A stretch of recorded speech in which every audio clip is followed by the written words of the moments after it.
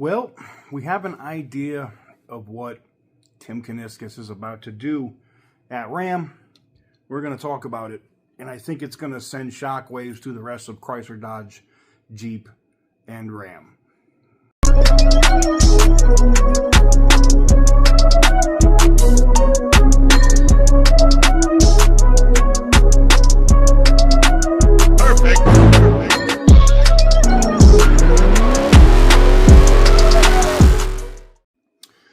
What is up, guys? Welcome on back to TK's Garage. So it looks like Tim Kuniskis had a phone call, a conversation with the executives from all of the other family of brands that are Mopar, meaning Chrysler, Dodge, and Jeep, as well as, him running RAM.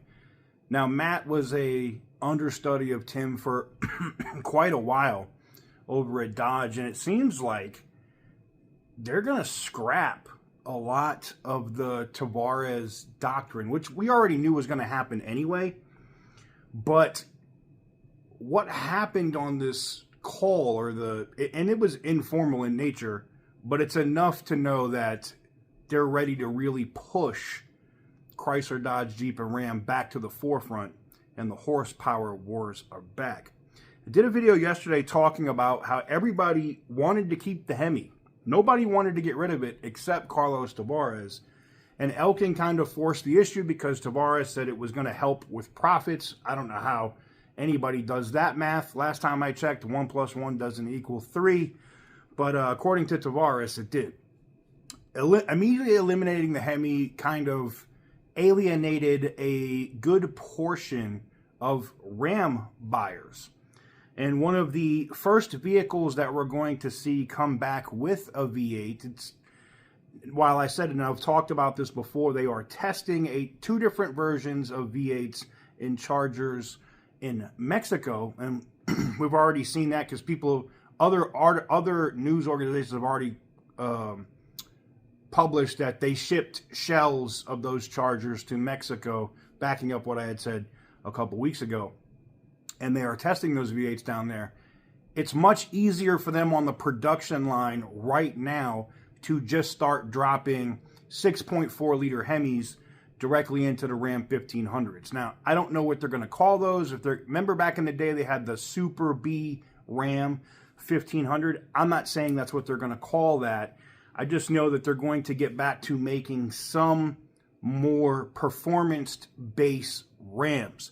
Now, I already know what the comments are going to say. TK, the inline 6 is more powerful than this Scat Pack. Get the F out of here with that. And it also blows head gaskets and thermostats left, right, and center, and it's a disaster of a powertrain. Once they figure that out, cool. I mean, BMW's been doing that inline 6 for a long time. It took them years upon years. I mean, they've been using that, basic architecture of that engine for 25, 30 years now. So, yeah, maybe 10 years from now, they'll have all those issues sorted out and it's a great power plant. Nobody's going to care. Like, if I could go get a tried and true 6.4 liter Hemi in a Ram 1500, I don't care what the 0 to 60 is in your inline 6 Hurricane Ram. I don't care what the gas mileage is, benefits on the 6.4 Ram. I don't give a crap at all. The only thing I care about is when I get in my truck, can I start it up? Can I hook a trailer up to it? Can I tow with it? And that's it. So it's very interesting to see how fast brands can flip on. It's just like they just flipped a coin, flipped a switch, bang. And I wouldn't be surprised if maybe for Christmas, I don't know, maybe I'm getting my hopes up, but I'm willing to bet early in the first quarter, you're going to see a presentation from Tim Kuniskis on how we're bringing back the power to RAM. Watch what I tell you. We're bringing back the power to RAM. And if you think it's only going to stop there, you're wrong. Because the same issues why people are avoiding the Wagoneers now because of the reviews and because of the disasters electronically and mechanically with the Hurricane. Don't be surprised, if we end up getting a Trackhawk Grand Wagoneer. Now, I don't know if they're going to call it a Trackhawk, but don't be surprised if you don't see a Hellcat version or they already had the 6.4 in the Grand Wagoneer. If they bring that back, I think that vehicle ends up being worth more money. It's still not worth $100,000. That vehicle needs to be priced at like 65, maybe 70 grand with all the bells and whistles. And have the Hurricane options much cheaper. Have those down there at the $40-something thousand range. Then I think people would jump back on board and start buying that stuff at Jeep. But the same thing for the Ram. I think they're going to put together something special.